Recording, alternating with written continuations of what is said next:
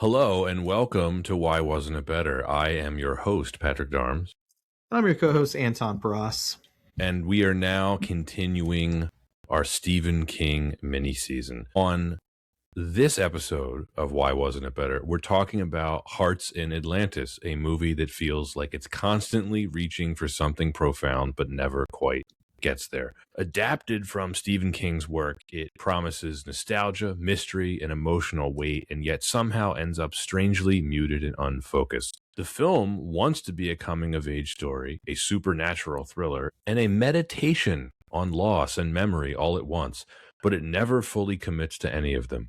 Key ideas are introduced, then abandoned, and the story feels sanded down to the point where its sharper edges are gone. What's left is a well-acted, handsomely made film that feels oddly hollow. So today we're asking what went wrong in the adaptation, why this movie had so much potential on paper, and how Hearts in Atlantis became a film people vaguely remember and rarely revisit. This film was released on September 28th, 2001 by Castle Rock Entertainment, Village Roadshow Pictures, and NPV Entertainment. It was distributed by Warner Brothers. It was directed by Scott Hicks. The screenplay was written by the legendary William Goldman, based on part of the book by Stephen King, which we'll talk about, starring Anthony Hopkins, Anton Yelchin, Hope Davis, Micah Bareem, I'm not really sure which to pronounce, and then David Morse. Anton, we have a perfect match here. The budget was $31 million. That's $56 million adjusted for inflation. And the box office,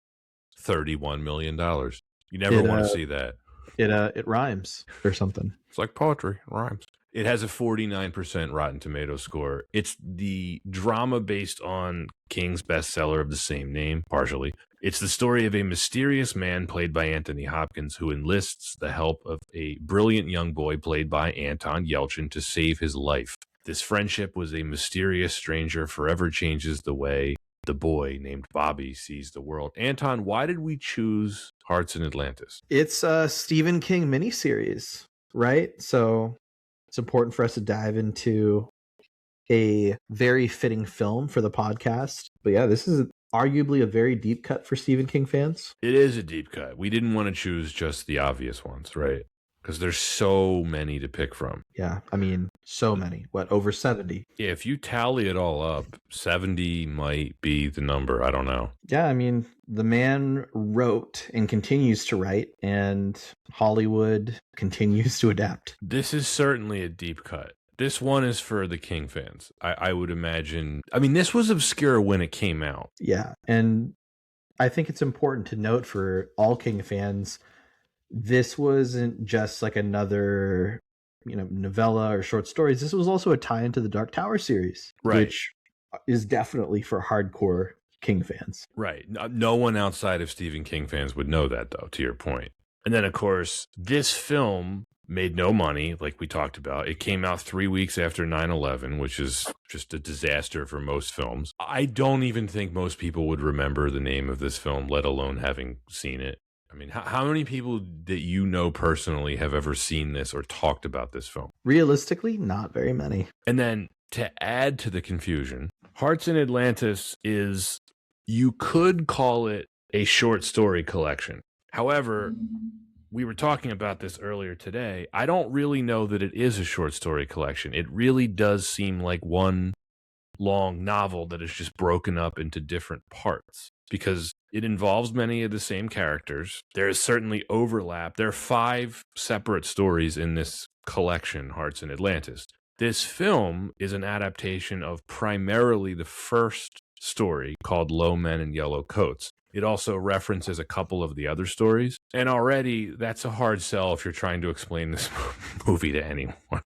We'll go through more of King's works, but have I heard of weirder stories to cover? Yes, but also I think one of the key points here is it's really only one component of a larger whole that is the original book. That was adapted. Right. And then said story is a tie-in to his magnum opus, the Dark Tower series. So the setting is placed Anthony Hopkins is in it.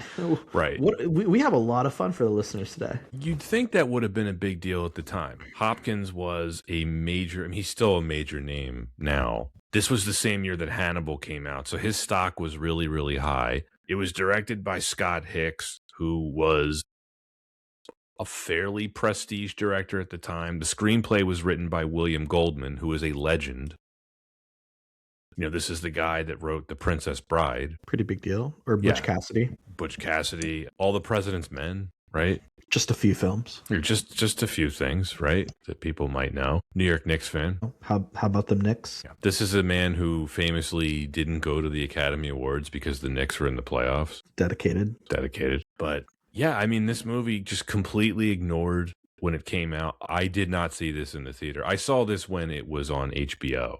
This was around the time that I was starting to get into Stephen King. Hearts in Atlantis is actually one of the first works of his that I read. I read a number of his short story collections before I started to get into his novels. So this was a fairly experimental thing for me, where I had read the short story Hearts in Atlantis and, of course, Low Men in Yellow Coats before I saw this film. So it was sort of fresh in my mind, but I hadn't revisited it in a long time. I actually reread that to prepare for this episode. It's a great story. It really is. It's one of his better stories. And of course, he's written many, many great things over time. But I mean, do you have any history with this film? With this film, I had watched it originally in high school, and my only takeaway at the time was, this feels a little dated. I don't fit like this somehow. I remember even at the time, I was like, this somehow feels a little incomplete. But I will say that the book is one that I read much later than when I had seen the original film, and I remember that started to tie things a bit better for me after I'd finally read the book. So and what's really funny about that is I started reading Stephen King in middle school. Funny enough. Go figure. So it's just one of those things. I did too. I was like 12 or 13 when I read my first Stephen King. I think one of the first book I'd read was either Carrie or it was, what was it? It was either Carrie or Pet Sematary. So take your pick of like which one a middle schooler should or shouldn't be reading. But thank you, Public Library, for being very readily available. Pet Sematary is maybe the darkest thing he's written. Possible. He thought so, I think, famously.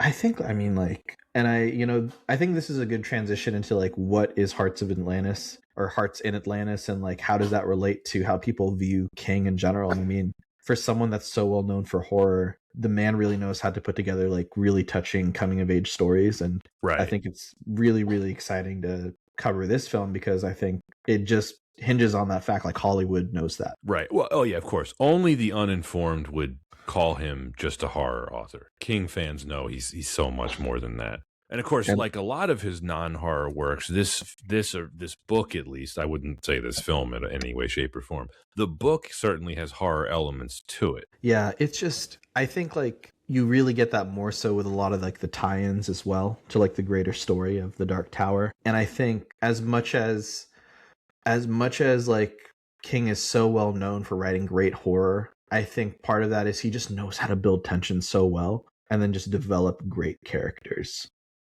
Right. Quick sidebar. I have gotten several emails from listeners about asking, are we going to cover the Dark Tower film adaptation? My answer to them would be not anytime soon, because frankly, and I think you would agree with me on this, I was so thoroughly disgusted by that steaming pile of shit. I don't really have any interest in revisiting it anytime soon. Maybe in the next cycle? Yeah, would you rank that below The Last Airbender? Absolutely. Is that in the running for worst film you've ever seen? It's in the running. I think it's a really good example of like someone didn't do their homework on the series. Didn't do their homework and didn't care. Yeah. Which is just insane because the Dark Tower is something that people have asked for forever. Right. Now it's weird. So this film, Hearts in Atlantis, that we're talking about, I think its reputation is that it's a really bad movie. Especially when you look at the Rotten Tomatoes score. In general, like even critics' scores at the time were a bit more lukewarm. They were, but I do want to point something out. Roger Ebert gave it 3.5 out of 4 stars. He liked it. Roger Ebert giving it 3.5 out of 4 stars is a pretty good sign. It is a good sign.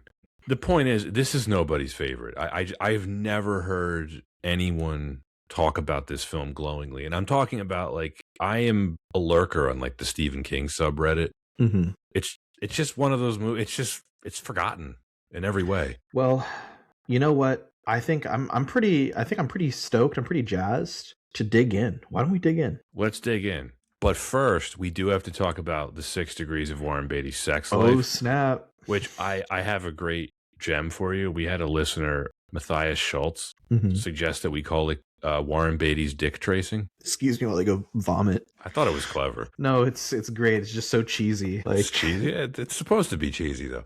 So Anthony Hopkins is our connection here. Anthony Hopkins and Harvey Keitel were both in the film Red Dragon.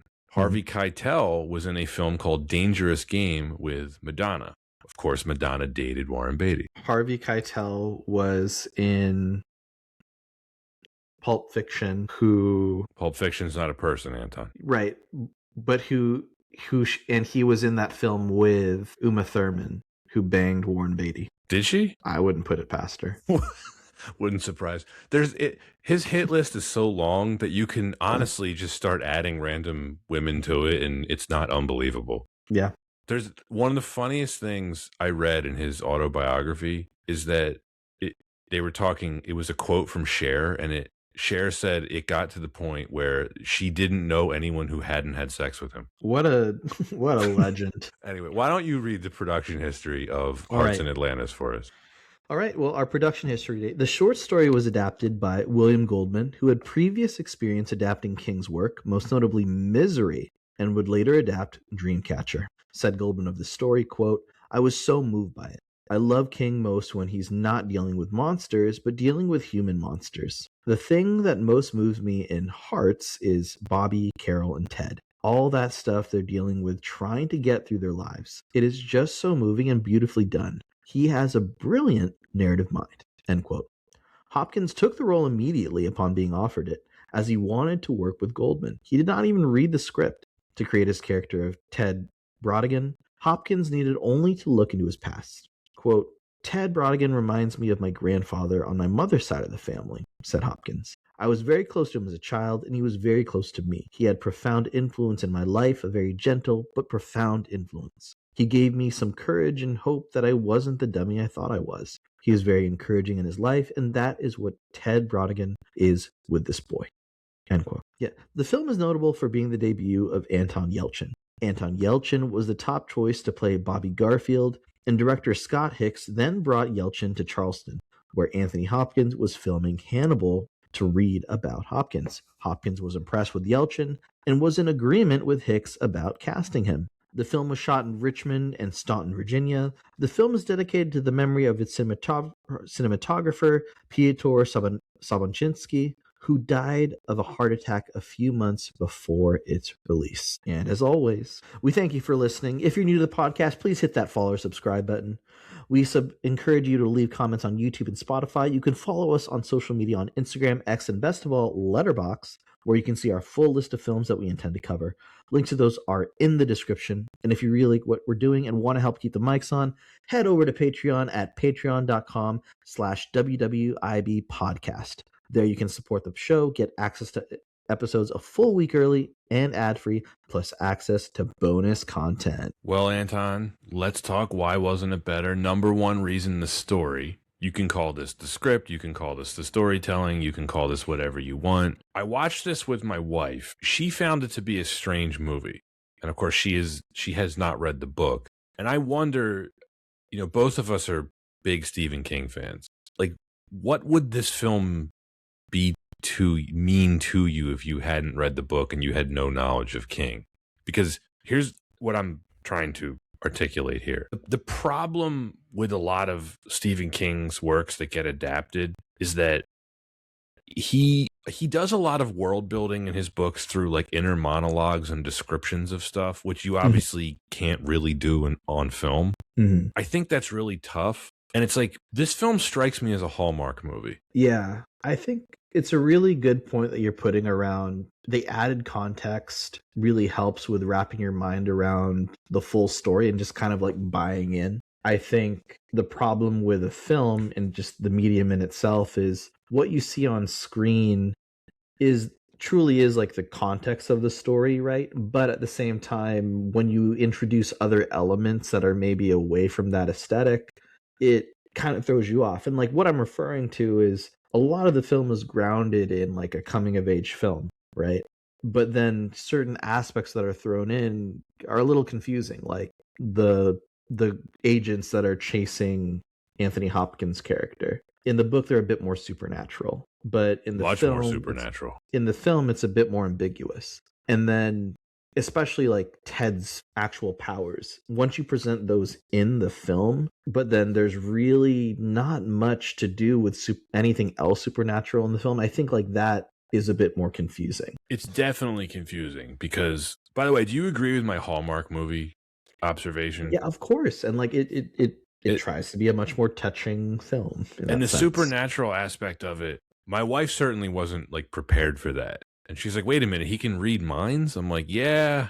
And she's like, well, what is like, so she very astutely asked, can the guys looking for him read minds too? I'm like, well, in the story, kind of, but not in this movie. Yeah, in this movie, we don't know. We just don't know. And then we have the title, Hearts in Atlantis, which they very awkwardly try to shoehorn into this film with that offhand comment that Ted, Hopkins' character, makes. Yeah, it's like being in love in Atlantis. That comment doesn't make sense. I was listening to the director's commentary, Scott Hicks, who I'm not a fan of his, by the way. He was explaining how Atlantis is like the lost domain of childhood, which is like, that doesn't make sense. Does not. He also stated that in his interpretation of this film, Ted and the Low Men were aliens. Yeah, that's not great. Well, he certainly didn't read the book, obviously.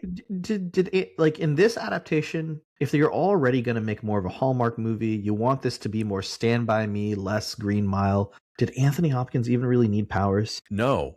I mean, I guess I don't know if he didn't have clairvoyance or telekinesis or whatever you want to call it, right? Telepathy. I guess there's no tension of the Low Men hunting him unless he was like some kind of fugitive, but then that turns him into like a bad guy. So I don't know. Like, I mean, I think part of it is just like, I think a good screenwriter can still write it in of like some sort of reason why he's on the run. It's like, I just think that the way it's presented, it's just so loosely saying like, you're just assuming, yeah, he has powers. All right. And there's no other added context for anything else happening around that, whether it's like the Low Men like trying to catch him. How do they relate to his powers? You don't really know. Why do they want him? You don't really know. No. You could have him on the run from the mafia or something, like Midnight Run. Like he took money from the mob or something. I don't know. The whole bit about the gambling, even in the film, that's not really in the book. Oh, yeah, it is. It's a huge part of the book. Yeah. Oh, well, I remember not reading that part then.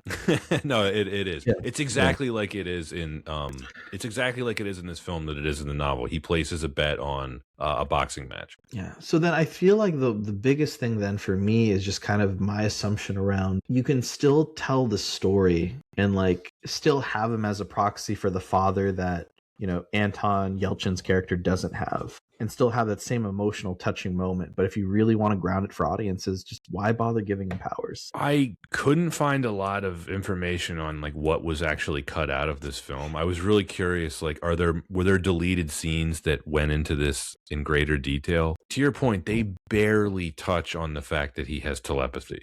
If you have what we're calling a Hallmark movie, which, by the way, I'm not saying that's necessarily a bad thing. I think if this was a Hallmark movie, it would be a good Hallmark movie. But if you have a Hallmark movie and you're bringing a character into it who can read minds, that instantly turns it into a different kind of movie. But they don't do anything with that aspect of that they're introducing to this movie. They do nothing with it. No, and by the way, Hallmark movies, there are Hallmark movies with like witches and stuff, but they're like friendly witches and their powers are like pretty limited. Yeah, that's a whole other episode. I just really do think that like I get it from like a plot perspective, especially when I'm thinking about looking at the short novel or the short story and seeing that at its core it is like a really great story about just like growing up and Yes. coming to terms with everything around that. I think at its core it's a great story for that. And like King has shown, he's a master of writing stories like that. I think that there's still a lot of people that don't realize he wrote Stand By Me. Right. But Right. there's, again, yeah, this added element of once you add the supernatural factor in, that can really throw people off. I think it's why I think people think of the Shawshank Redemption maybe a bit more fondly as like a King work than there's a lot of love for Green Mile, but I know a lot of people are a bit more thrown off by the supernatural elements of that book and film. Right. I am kind of surprised that William Goldman wasn't able to figure this out because, he was such a brilliant screenwriter. And, I don't even know if I would call the source material challenging to adapt. Although there are many supernatural elements in the story, I still would call it a drama. It's a pretty beefy short story. It's 250 pages. So that's borderline. I mean, you could even call that a novel, right? That some novels are 250 pages. And I would be curious to learn, is that the longest short story he's ever written? Because it's got to be close. It's pretty long. It's pretty long. Yeah. I think now we have to talk about the elephant in the room, which is all of the Dark Tower crossover content that was in the book is completely absent from this film. And it's probably the first thing that Stephen King fans would talk about if you brought up this film to them. The fact that it just doesn't have this in it. Yeah, I was going to say, I remember more so when I had read the book, the things that stood out to me where he's integral to the Dark Tower story, or like he's one of the key components of the Dark Tower. So it makes sense why they're chasing him. Yes. And like I told you before, I read this before I saw this movie. So when I saw this movie, I was surprised and kind of off-put. I'm like, okay, I guess they're just not going to do anything with this. Now, I do want to point out, I hadn't read any of the Dark Tower novels when I read this short story. I did have a Stephen King fan in my life who was able to fill me in on this at the time. Like, oh, he's talking about the Dark Tower. There's a whole series of books that you need to read. I read the Dark Tower stuff later, but at least I was aware of the connection. Because when I first read the book, I didn't understand any of those references. Yeah. And of course, you could have looked this up on the internet at the time. I don't think I had the wherewithal to do that. The internet was fairly active with this stuff in 2001. Yeah, and I mean, even just like Dark Tower stuff aside, there are a few elements that I remember later in like the other stories, like, oh yeah, that makes much more sense of that. I felt a bit out of place in the film, like when Anthony Hopkins' character is like bullying, was his name Willie, and like, because Willie's like bullying the kids, and then Anthony Hopkins uses his powers, and he's like, yeah, I know you like to dress in your mom's clothes. I have to put you at the kiddie table. And he ends up having his own story in the book, right? And right. He is very, very like, sorrowful and just basically regrets like the way that he bullied those other kids growing up. And I think about maybe some of that added context of just like why it felt so out of place, because it also then ties back to more of how each character also follows along in the Dark Tower series. So in general, I think there is a bit more context in the book that lends itself to like a fuller story for the film in general. Yeah, I mean, I certainly understand why Goldman and Hicks and maybe the studio didn't want to include the Dark Tower references, because if you're looking at it from their POV, that's going to confuse general audiences, right? No one's going to understand what any of that stuff is unless they're a serious Stephen King fan. Yeah, it's like, we're not building the Stephen King cinematic universe here. Right, and of course, no studio thought that way in 2001. It just wasn't a thing. Why would we throw that in? Okay, maybe we'll throw in one reference, that's a joke, but that's it. Right. First of all, it ended up not mattering because nobody saw this movie to begin with. Nobody remembers it. But I still think it was a mistake to dumb down the details about the low men. Because by making Ted's character clairvoyant or telepathy, a telepath, whatever the heck you want to call it, right? You're making this a supernatural film. and Right. you're not introducing any other supernatural elements, which is strange. Because It even would have like made this story more compelling, I think. right, especially like it makes more things like the missing pet signs more devious, right? Exactly. Yeah. And and of course this film does mention the pet posters, but it's kind of, It's very like what's going on? yeah, it's not detailed. So I think what they were left with was, I keep repeating this, that this is like a Hallmark movie. My first question, and this will lead into a second question for you, is who wants to see a Stephen King Hallmark movie? I think like the context of it, I don't think a ton of people, but No. but this is my only count. This is my counter to that. There are a lot of people that would like to see a Hallmark movie, Sure. right? Like a drama. But if you're going to the theater in 2001 and you know this is based on a Stephen King book, this is going to throw you for a loop. Right. It's going to throw all of that context plus like this is a post 9/11 film. Right. Well, they didn't make it post 9/11, but yeah, right. Coming 3 weeks after 9/11 is rough. But this is okay. Now I'm going to ask you this is the larger question that I'm asking. Who was this movie for? Okay. I really do think this is a film for baby boomers who also are big Stephen King fans. But by removing the Dark Tower references, they alienated the King fans. So they alienated the King fans, but I don't think that you needed to be a King fan to really like the touching coming of age elements that make it feel a bit more like Stand By Me. And I think that that's what the studio was hinging on. Like Anthony Hopkins is going to put on a great performance. Anton Yelchin is going to put on a great performance. We have in our hands possibly another film like Stand By Me with just some supernatural elements. But it came out so half-baked that you really can't hinge on the fact that it's a classic coming-of-age film. Or is it really and it's not a faithful King adaptation. It is and it isn't, right? If you ignore the low men stuff, which is a big part of it, it is pretty close to the book. But then, okay, now this is the next question of the series of questions that I'm asking you. Why this specific story? If you're going to adapt any Stephen King story in 2001, this is pretty obscure. First of all, this was new. The story came out in 1999. Hearts in Atlantis, the book was a bestseller, but you're only adapting one part of that book. And it's an obscure short story to begin with. So if you're trying to get the general audience angle, why this particular story, other than the fact that William Goldman just liked it? Yeah, I mean, I'm looking right now at a release date for film, or release order for film adaptations for King. And this is honestly, I feel like this just supports my theory even more around the studio just wanted to bank on these very melodramatic elements of it being like a really nice coming of age film. In 1999, they released The Green Mile, which the movie is the film. And when did the book come out? A couple years before that, right? Yeah, the book had come out in. Do you remember the way that the book released? It was in 1996, but it was like mini books. Do you remember that? No, I don't. Yeah, they were like real.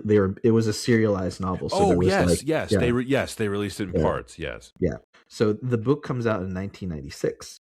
So 1999, you get The Green Mile, which, hey, like it's almost like a grounded film about like, redemption, crime, and the tragedy that Mr. Coffee had to experience in The Green Mile. But when I think of those themes and probably the success of earlier King works, I could see Hearts in Atlantis feeling like it could be a slam dunk emotionally. I think they maybe thought that, but it was misguided. Because if you look at a lot of the King adaptations, right, a lot of them weren't huge money makers. Like Shawshank Redemption famously made no money when it came out. Now, it obviously got the Oscar attention, and it's become this beloved classic over time. Green Mile, it was nominated for Best Picture. Maybe they were hoping for something like that here. I mean, look, I think that I wonder if it's Oscar bait. It didn't have the marketing of it. Heck no. I mean, this do you even remember this coming out in 2001? I barely remember it. Barely. The weekend that this came out, 9/11 was still very, very fresh on everyone's minds, of course. Yeah, and then the 9/11. I wasn't thinking about movies. The Stephen King, like the 9/11 of Stephen King films came out a couple of years later with Dreamcatcher. Oh my gosh, that's an awful movie. Yeah. William Goldman wrote that too. It's like, oh, geez. Do It's, you think they should have taken away one of his Oscars for that? well, he shouldn't have. Let's just say he phoned it in, I think. You know who directed that? It was, I mean, I'm looking at it right now. It's a name you should know well. No way, Lawrence Kasdan. Yes. Kasdan. He's a monster. You know how I joked that Ang Lee should have had one of his Oscars taken away for directing Hulk? Yeah.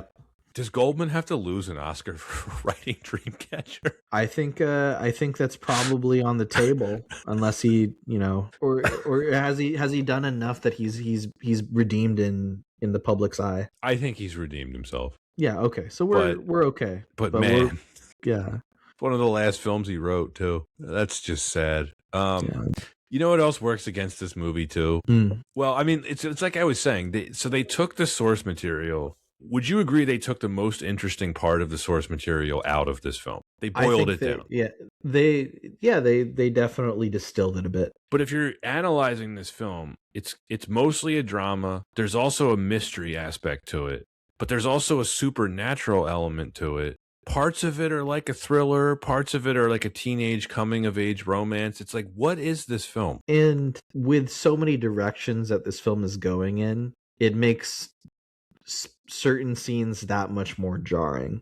And I think, like, for example, the really uncomfortable scene at the end where, Carol's broken her arm, and Anthony Hopkins' character is just, like, helping her, able to, like, relocate her arm and, like, put her arm back in. Like Martin Riggs in Lethal Weapon 2. Right, exactly. Pop it back in. That's such a intense moment. We also know that, like, we're really fearful because at the same time, this is like this is our main character's like love interest, and like she's been injured so heavily. So then, of course, when the next scene transitions into Anton Yelchin's mom like coming in and like assuming the worst, that like that Ted's assaulting Carol, of course, like that's such heightened tension that's terrifying. But then when you added this other layer of like their conversation and how his powers are allowing him to know like what actually happened to her when she had met with the low men. No, not the low men. No. Or sorry, with the what is it? The her salesman? Boss and like her boss's coworkers. Yeah. I feel like that element ends up feeling a bit more like it feels jarring to kind of have that segue of like, oh, but like here's a supernatural element of like why I understand where you're coming from and why you have like a heightened sense of fear. It's strange. It really is. By the way, I both of us actually kind of like this movie. We're trying to explain why it's just forgotten and why no one liked it at the time. I mean, this is it had a lot of things working against it that it just really should have done better. Yeah, I think that when you actually watch the film, you really do appreciate, like, well, maybe this kind of is a good segue to the next, like, the next reason. Yeah, but I feel like at its core, like I feel like it's just it is a very compelling story. I don't know, I still wish they had more of the Dark Tower stuff. For sure. When it comes to the plot, which is the next reason, if you ignore the Dark Tower stuff being omitted, it actually is a pretty faithful adaptation of the short story. Mm-hmm. It hits all the beats. It has all the characters. It has all their arcs for the most part. Mm-hmm. If you look at it from Bobby's perspective, the character played by Anton Yelchin, he doesn't know what's really going on with Ted. So we don't either as the audience. Yeah. I think if you can put that context aside, it is a pretty effective drama. And then more things become clearer, like the importance of like the glove in its state and like him receiving it in the film. Right. Now that's not in the book. And I think that was a really intelligent decision on the filmmaker's part to include that. The book ends. Mm-hmm. Well, because then the book ends much differently than how the film ends. Yes. The book ends with him. By the way, Bobby becomes like a juvenile delinquent after they move away to Boston, or they move to Boston, I think. And He gets in trouble a lot. He beats people up. He steals stuff. But he receives an envelope full of red roses sent to him from Ted, so he knows that Ted escaped the Lowmen. So the book ends on this high note. Obviously, we don't get that here. We have these bookends, not the book, but bookends to the film, involving grown-up Bobby, played by David Morse, who's he grows up to be a photographer, and it looks like he's pretty successful. He's wearing a Rolex Submariner, which is nice to see. I really liked those additions to the story, though. Especially, I mean, I just like David Morse too as an actor. Really intense way for the film to open too. Yeah, where it goes to like a funeral, basically. Yeah, and like not only does he find out his friend, like his childhood friend, had passed away, but Carol had passed away. Right. One could argue that if she was really that important to him, he would have known that she died. But he would have kept in touch. You know, whatever. we can overlook that. Yeah, I guess if you haven't read The Dark Tower, you don't know anything about Ted's story, so it's fine. Since we just reviewed Dr. Sleep, Ted has the shine, right? Yes, he has the shine. Yeah, they don't say that in this film, but that's certainly what I was gonna say, like, it's basically the shine. I just think like it's called The Shining. It's called The Shine and The Shining, but I think like it officially could be called something else. I think, isn't that just what Dick Halloran calls it? I think. Right. Dick's the one that comes up with it. Right. Because his grandmother had it. Right. Yeah, Ted certainly has that.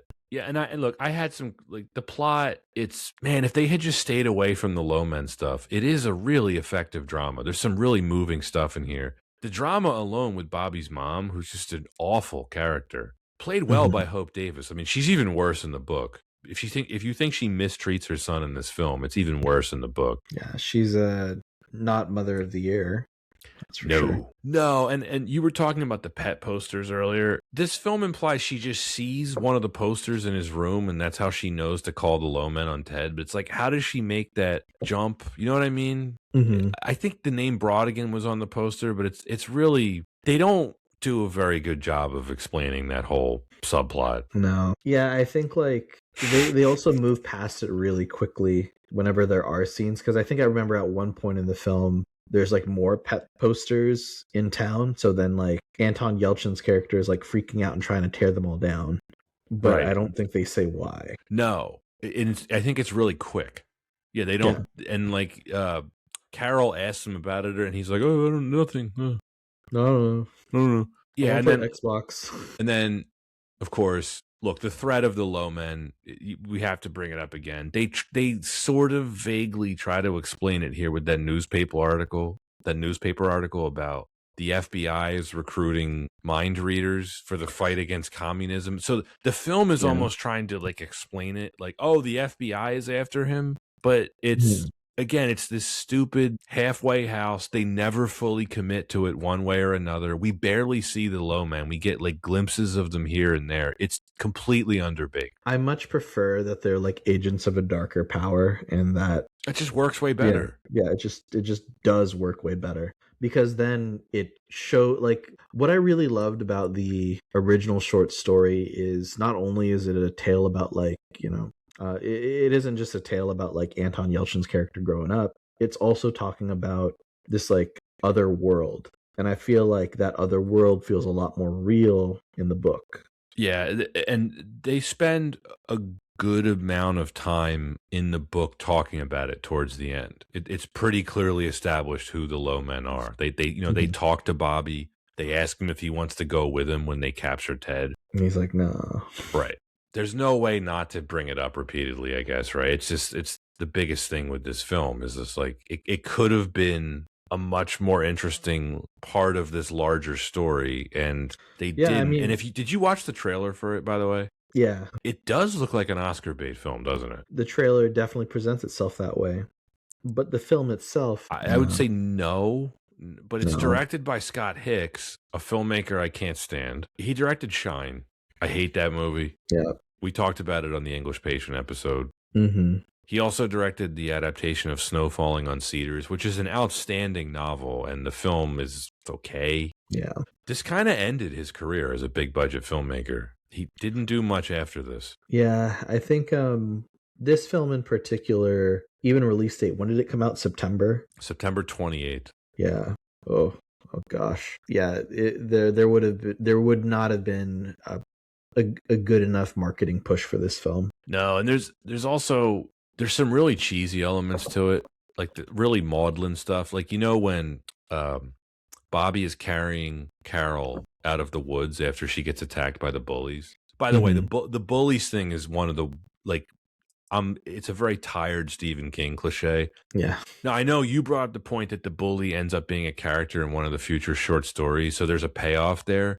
But how many of his stories involve teenage bullies? It's just kind of and tired. It's very tired, and it just again feels a little out of place in this film. Like it's just like we didn't need it. But the point that I was trying to make about the cheesiness, when Bobby is carrying Carol out of the woods after she gets attacked, do you remember they're playing like the crowd noise from the Bronco Nazurski game that Ted was telling Bobby about? Like you can hear like the crowd cheering. It's like, what are we doing here? Oh my goodness. Pretty cheesy. Pretty cheesy.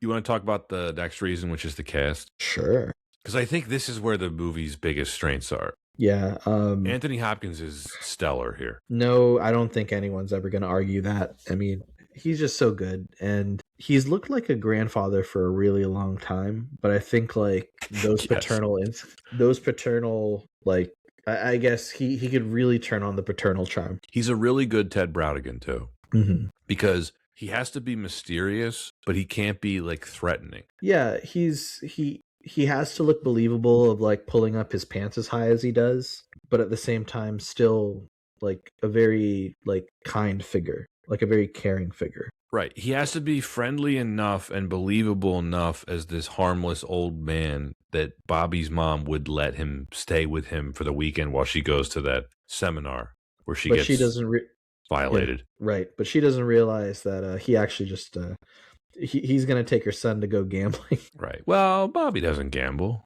Right. He just takes him to a place of gambling. Right. Bobby just talks to the random bartender. Yeah. She's like, I know your father. Do I know you? I could smell her breath from here. It's like day old scotch. Ugh. Do I know your father? She smells like Pabst Blue Ribbon. He's very handsome. He looked a lot like you. Hopkins is top billed, but this is really Anton Yelchin's film. This was basically his debut performance. No, rest in peace to Anton Yelchin. What a talent. He's fantastic here. Oh my gosh, so good. At such a young age. Such a young age. He basically has to carry the film, because if his performance doesn't work, the film doesn't work. All of his scenes with Hopkins are great. They have great chemistry together. I like all of his scenes with Micah Bareem, or Mika, whatever her name is. I think it's Mika. Mika, yeah. But I had a huge crush on her at the time I saw this, because she had been in a few other films around this time. She was in The Patriot, some other stuff.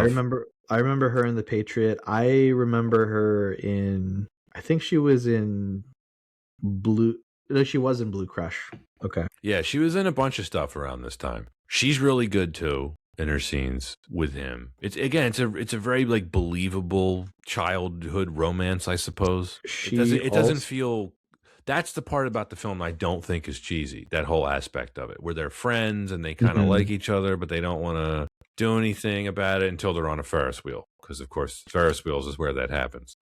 Fun fact: she is also she is one of the voice actors in the Studio Ghibli Hayao Miyazaki film Whisper of the Heart. So would not have guessed that. Pretty cool. I like all the dialogue too. I think this is where William Goldman does his best work. I mean, yes, it's the same dialogue more or less from the book, but he knows how to use it. All the scenes where Bobby and Ted are talking about books, just really touching, really like that's some great drama in this film. The way Bobby says bye to Ted in the end. Yeah. That's like probably, I think like one of the scenes that really sticks out most to me, because it just feels like it's the few moments in his life where he feels like an adult just being straight up with him and just feeling respected as as an individual. Yeah, he doesn't treat him like a kid. Yeah, he just is honest. Like, I'm probably the last time I'll see you again. We talked about David Morse. Don't see much of him anymore. Man, he plays vulnerable really well. It's just a great actor. Yeah. I can't think of the last thing I've seen him in. Been recently, a while, but really touching, very emotional with his scenes very early on in the film. But yeah, really Hope good. Davis, easy to hate as his mom, as Bobby's mom. What else has she been in? Well, recently she was Sandy in Succession. That's right. Oh my gosh. Yeah, she's been working over the years. But that's the thing I've seen her in, recently. She's really good here. I mean, you're supposed to hate her. You do hate her. She's basically the real villain of the film. Mm-hmm. Yeah, she's a snitch. She's a snitch. I think the film really fails to establish how he's going to reconnect with his mom, because he does in the book, which I think is realistic because, again, the book does this better. Ted asks him to forgive his mom in the book, which is a very, I think, real way to look at things. Mm-hmm. It's like, look, I know your mom sucks, but it's not all her fault. That's basically what he says. I mean, look, because she obviously gets horribly victimized by her boss and his coworkers. Like, was there even a seminar, or did they just bring her to that hotel just to take advantage of her? Well, the way that it's presented, she was being taken advantage of the whole time. And I think they do a good job of showing how she sort of knows what she's getting into, but didn't ever think that was going to happen. And it's ambiguous. We talked about like her heightened senses, or like her heightened sense of fear going into that moment of like, well, shit, I just went through something really traumatic. Like it's happening right now again to someone else. Right. What's in her top of her mind. Right. That's why she's kind of the villain, but she's not evil. Right. And like, I think that she's terrible for the other things, like the way that she treats her son. Oh, it's inexcusable how she treats her son. I mean, she's a terrible mother, especially the way she tries to turn him against his deceased father. Like, your father was a loser, and she makes up all these lies about him. It's horrible gaslighting on her part. Which I think it's great that, like you mentioned, Ted just tries to steer. Ted just tries to steer his character, or just Anton Yelchin's character, a bit more towards just forgiving her. Right. Other characters in the film. I know Sully is in the book. I found his character to be pretty unnecessary in this film, though. I mean, I know his funeral is what triggers the plot of this film, but he has like 5 lines. I think it might. You never buy that they're like such good friends that he would have showed up to the funeral. He's the very stereotypical 1960 kid who always wears jeans and a white T-shirt. Yep. Which you always see in like Stand By Me. Yeah. But so you agree? I mean, he's a third wheel. I think the film works better if they got more time to focus on Bobby and Carol. Yeah, Bobby and Carol was the emotional core. Well, Bobby, Carol, and Ted was the emotional core. Right. I mean, he really is a third wheel, Sully. Sully sucks. Sorry, Sully. Rip. I did want to mention young Alan Tudyk. Yeah, very cool to see. Yeah, as the card hustler at the carnival. He's a carny. Probably smells like cabbage. Wouldn't shock me. Small hands. He's very talented guy. He was unknown at this time, right? Wasn't he? He was already in Firefly at this point, right? I think that was a year after this. Oh, okay.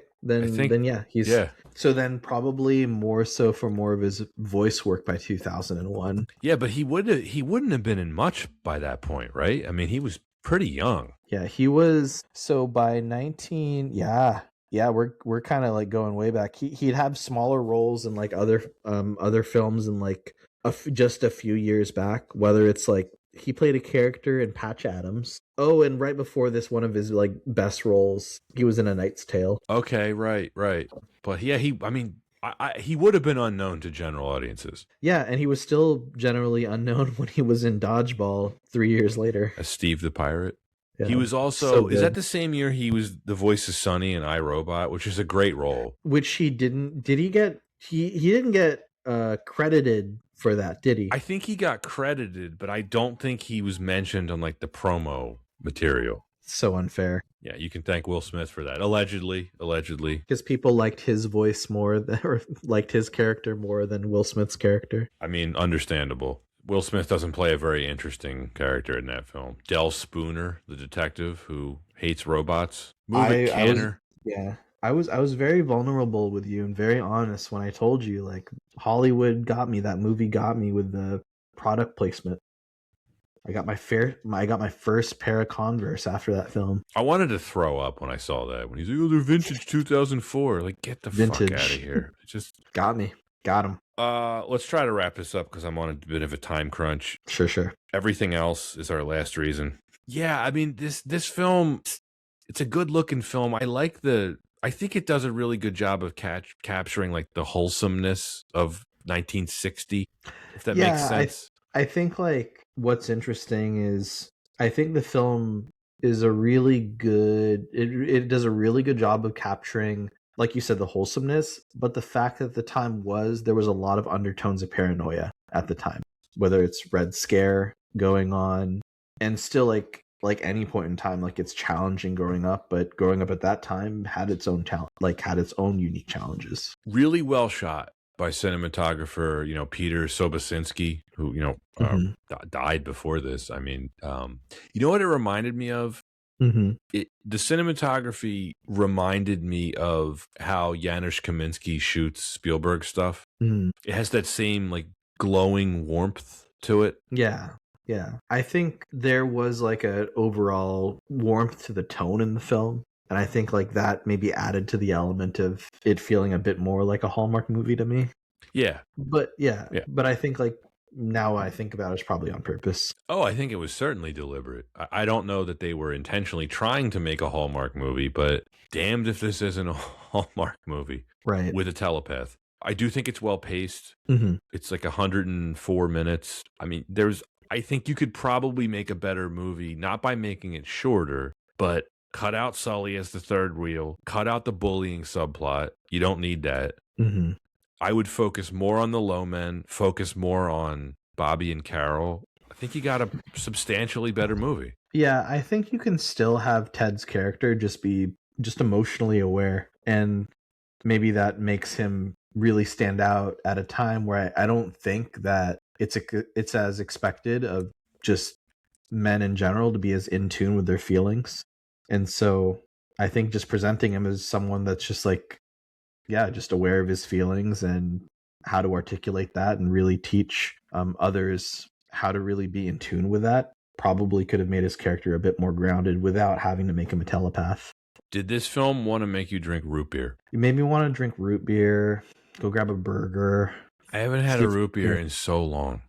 Yeah. And I kind of want one now. I've never had a cool cigarette, but I kind of want one now. It's funny. That's from the book. I really appreciated that. Where Bobby's mom, she says they're cools. They cool the throat. They're hardly even cigarettes. Great marketing. Thanks, Tom Draper. Love Tom Draper. Tom Draper. Do they even make them still? Do you know? Cools? Yeah. I have no idea. Yeah, I don't know. I'm not a big cigarette aficionado. Guy. Sorry. I just know my brands. It's Marlboros. That's it. I know Marlboros. I know Camels. I've heard of Lucky Strikes. Since I just read the story, I can tell you Ted's character smokes Chesterfields. Yeah, Luckies are what they gave us in the army, so I just stick with them. You know the reference. Couple of cottons of Luckies. One thing I wanted to bring up, and so the short story collection is heavily influenced by like the Vietnam War. That more so kind of plays out with how the other characters in the other stories. Yes. Now you don't really get any of that influence here because this is 1960. No one in America was thinking about Vietnam. I doubt anyone had heard of Vietnam in 1960. No, there wasn't good Vietnamese restaurants or pho readily available at the time. There was not, certainly not in this takes place around Bridgeport, Connecticut. Not a whole lot of Vietnamese there in 1960. I would imagine there might have been some in San Francisco, right? Probably. Yeah. A lot more Chinese at that point, though. Yeah. And I think there already was like an established Chinatown in like Boston at the time. But oh, yeah. Boston. Yeah. Oh, of course. Yes. Yeah. Boston always had a very well-established Chinatown. Boston's got great food, man. That's what I hear. I have yet to go to Boston. It's on the list. You got to go the right time of year. Like February. If you like cold and snow, sure. Yeah. I mean, I know the food. I know New England in general. Food's pretty top notch. Oh, yeah. One thing, too, reading the short story, Stephen King does some of the best food descriptions of any author. He is one of the best authors at making me hungry. The way he describes, in this particular book, the way he describes pot roast, and then Ted makes bean and frank casserole. Yeah. Have you ever read books by Haruki Murakami? No. The way he writes, it's actually I see a lot of similarities with Stephen King around like strong characters, development, coming of age stories. But then he also writes like a lot of like grounded moments of the everyday. And I swear the way he just writes about like just putting together like a regular sandwich with a cool drink next to it, it always makes me really hungry. Authors, man. Authors. Yeah, I have to say, so, we're doing this Stephen King mini season, and having just read this short story, I think I have to go on a Stephen King kick now. I feel the same way. I hear you. It's like me and all the Star Trek that we've done. I'm like, man, I just want to watch all of Generation. It hooks you in. Yeah, it sucks you in. What do you think? Are you just going to read another Stephen King novel? Going to jump into one of his shows? Maybe check out one of the films? Definitely not one of the shows. I think I want to read one of the short story collections again. Maybe the one with Children of a Corn. Children of, not of a corn, of Children of the Corn. Children of a Corn. They can call that the prequel. Children of just one corn. One corn. Children of Corn, the band, the new metal band. I was going to say, like, when it comes to series, the one that's a pretty mediocre C to C plus is The Stand. The original? Yeah, with Dr. Kelso. Yeah. With Dr. Kelso in it. Yeah. Randall Flagg's in it, who was also Randall Flagg did make an appearance in the book of Hearts in Atlantis. Right. Not this short story, but no. Before we get totally sidebarred, and again, because I am on a time crunch here, for which I apologize, looks like we're done with the notes. Do you want to give our ratings? Sure, let's do it. I'll go first here. It's got heartfelt performances from the cast. Anton Yelchin and Anthony Hopkins are, I think, very good here. They have really touching scenes together. It's a well-made, well-shot, well-paced movie. It does frustrate me as a viewer because the most compelling thing about the source material is absent, which is the Dark Tower connection. I think this is an above-average movie, though. I don't think this is bad. There's nothing outright bad about this at all. This does a lot of things well. I think it is more successful as a Hallmark-style drama than it is as a Stephen King adaptation. And I say that just coming from the fact that I am a Stephen King fan and a fan of the story. It could have and should have been better. And I actually would not mind this being remade because I think there's some untapped potential here. And, if they ever turn the Dark Tower into a series, fingers crossed, and I'm quite positive they wouldn't do it justice, but I'd like to see them give it a proper try. I would like to see them do a tie-in and remake this. I'm giving this a C+. I think it's pretty good. It's above average, but it's nothing special. It doesn't leave any kind of lasting impression on me.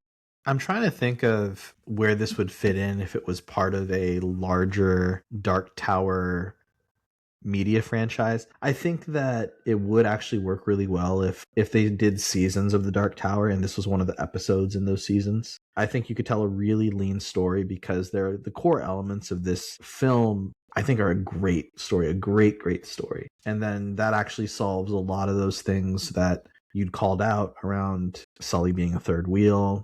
It kind of takes out a bit of the fluff. But I think that is to say, at its core, this is a really great story. I think it's a really touching story. But I feel like the film loses its way with being a halfway between a faithful adaptation and a not quite so faithful adaptation.